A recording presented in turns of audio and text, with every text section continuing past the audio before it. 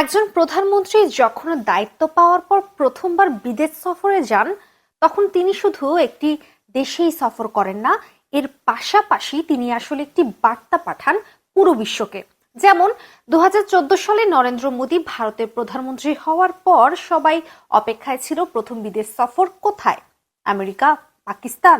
কিন্তু না, তিনি গেলেন ভুটানে, ছোট্ট একটি পাহাড়ি দেশে। কিন্তু কেন? কারণ পুরো বিশ্বের কাছে বার্তা পাঠানোই ছিল আসল। আর তা হলো, ভারতের পররাষ্ট্রনীতিতে প্রতিবেশী আসবে আগে। আসলে একজন প্রধানমন্ত্রীর প্রথম বিদেশ সফর শুধু ভ্রমণ নয়, এটা একটি রাজনৈতিক ঘোষণা। এবার আসুন ঢাকায়। ফেব্রুয়ারি 2026 সালে তারেক রহমান বাংলাদেশের প্রধানমন্ত্রী হয়েছেন। এরপর থেকে কূটনৈতিক মহলে একটাই প্রশ্ন ছিল, প্রথম বিদেশ সফর কোথায়, দিল্লি নাকি বেইজিং? উত্তর এলো এই মাসে, অর্থাৎ জুনে। প্রথম গন্তব্য মালয়েশিয়া, তারপর সরাসরি বেইজিং। এই একটি সিদ্ধান্ত এখন ওয়াশিংটন, দিল্লি, বেইজিং তিন রাজধানীতেই আলোচনার বিষয়। কারণ বাংলাদেশ এখন আর শুধু একটি উন্নয়নশীল দেশ নয়, বরং এটি দক্ষিণ এশিয়ার ভূরাজনীতির একটি গুরুত্বপূর্ণ চৌরাস্তা। আর সেই চৌরাস্তায় দাঁড়িয়ে তারেক রহমান কোন দিকে মুখ করলেন, সেটাই এখন সবার মনোযোগের কেন্দ্রে।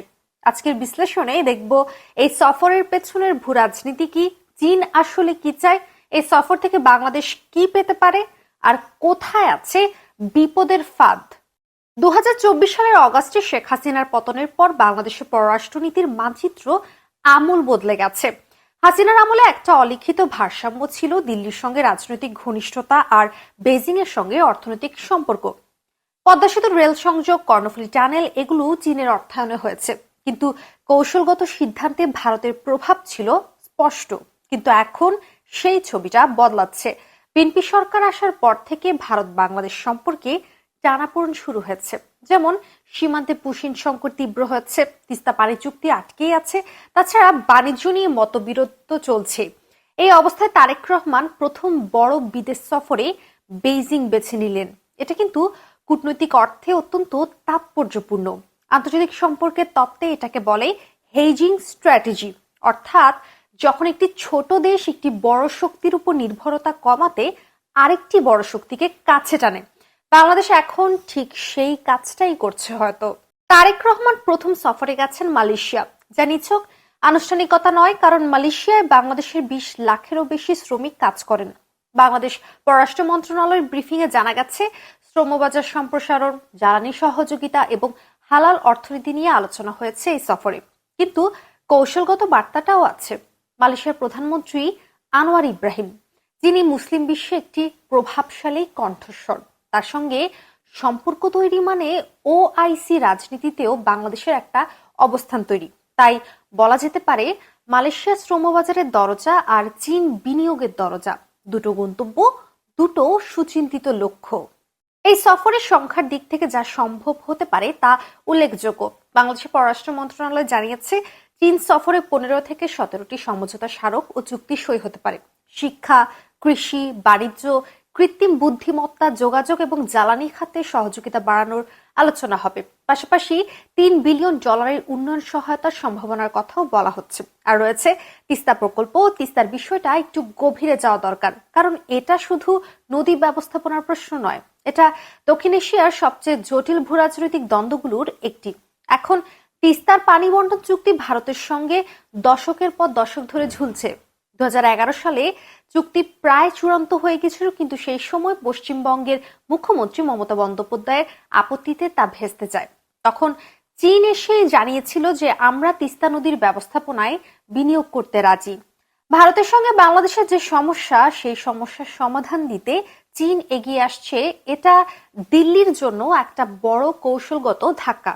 তিস্তা আলোচনা তাই শুধু পানি নয়, এটাকে দক্ষিণ এশিয়ার প্রভাব বিস্তারের লড়াইও বলা যেতে পারে। কূটনীতি বিশ্লেষণের সবচেয়ে গুরুত্বপূর্ণ প্রশ্নটা হলো, অপরপক্ষের স্বার্থ কোথায়? চীন কেন বাংলাদেশকে এত গুরুত্ব দিচ্ছে?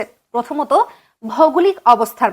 মানচিত্রে বাংলাদেশের অবস্থানটা দেখুন, একদিকে ভারত, আরেকদিকে মিয়ানমার হয়ে দক্ষিণ পূর্ব এশিয়া, বঙ্গোপসাগরের তীরে।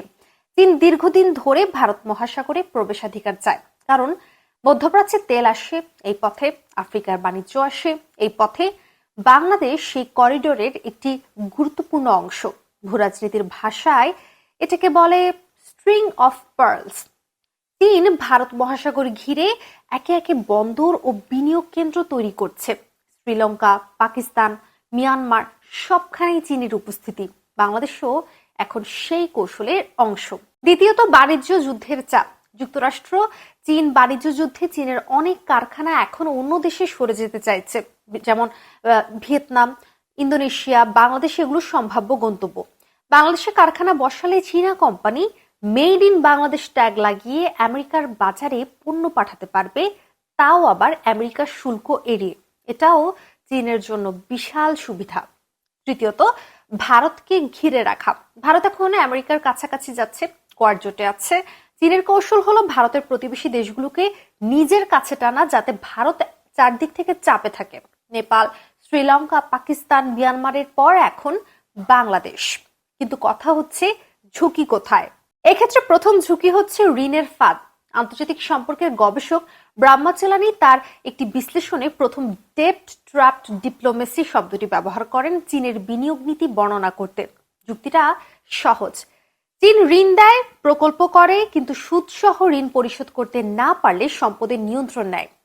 শ্রীলঙ্কার হাম্বানটোটা বন্দর এর সবচেয়ে বড় উদাহরণ, যা ৯৯ বছরের লিজে চীনের হাতে চলে গেছে।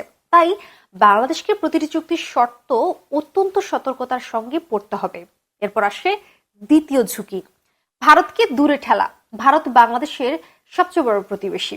স্থল সীমান্ত, নদী, ট্রানজিট, বাণিজ্য সবকিছুতেই ভারতের সঙ্গে বাংলাদেশের সম্পর্ক গুরুত্বপূর্ণ।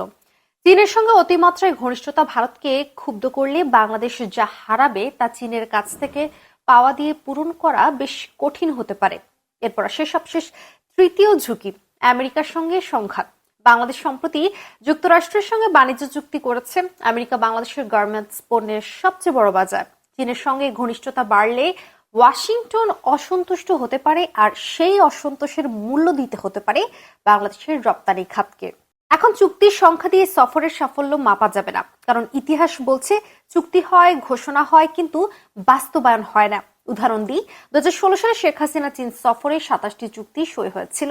$২৪ বিলিয়ন বিনিয়োগ প্রতিশ্রুতি এসেছিল। ৫ বছর পর হিসাব করে দেখা গেছে সেই প্রতিশ্রুতির একটি ক্ষুদ্র অংশই বাস্তবে এসেছে। তাই এই সফরে যা দেখতে হবে তা হলো তিনটি বিষয়। প্রথমত, বিনিয়োগ কি শুধু অবকাঠামোতে নাকি উৎপাদন খাতেও? অবকাঠামো মানে ঋণ, কারখানা মানে কর্মসংস্থান, পার্থক্যটা বিশাল। দ্বিতীয়ত, তিস্তা প্রকল্পে কি সুনির্দিষ্ট পরিকল্পনা আসে নাকি শুধু আলোচনা? আর সবশেষ, বাণিজ্য ঘাটতি কমানোর প্রতিশ্রুতি আসে কিনা। বাংলাদেশ প্রতি বছর চীন থেকে প্রায় $15 বিলিয়ন পণ্য আমদানি করে, রপ্তানি করে মাত্র $600 মিলিয়ন। এই বিশাল ঘাটতি কমানোর কোনো বাস্তব পদক্ষেপ আসে কিনা সেটাই এখন পরীক্ষা। আন্তর্জাতিক সম্পর্কের বিখ্যাত তাত্ত্বিক হ্যান্স মর্গেনথাউ তার পলিটিক্স অ্যামং নেশনস গ্রন্থে বলেছেন, কূটনীতিতে বন্ধু বা শত্রু বলে কিছু নেই, আছে শুধু জাতীয় স্বার্থ। বাংলাদেশের জাতীয় স্বার্থ স্পষ্ট: কর্মসংস্থান, বিনিয়োগ, প্রযুক্তি হস্তান্তর এবং সার্বভৌমত্ব অক্ষুণ্ণ রাখা। চীন সেটা দিতে পারলে সম্পর্ক হবে সত্যিকারের অংশীদারিত্ব। আর যদি শুধু ছবি তোলা হয়, চুক্তিপত্র স্বাক্ষর হয়, কিন্তু বাস্তবে কিছু না আসে, তাহলে এই সফর ইতিহাসের আরেকটি ভুলে যাওয়া পাতা হয়ে থাকবে।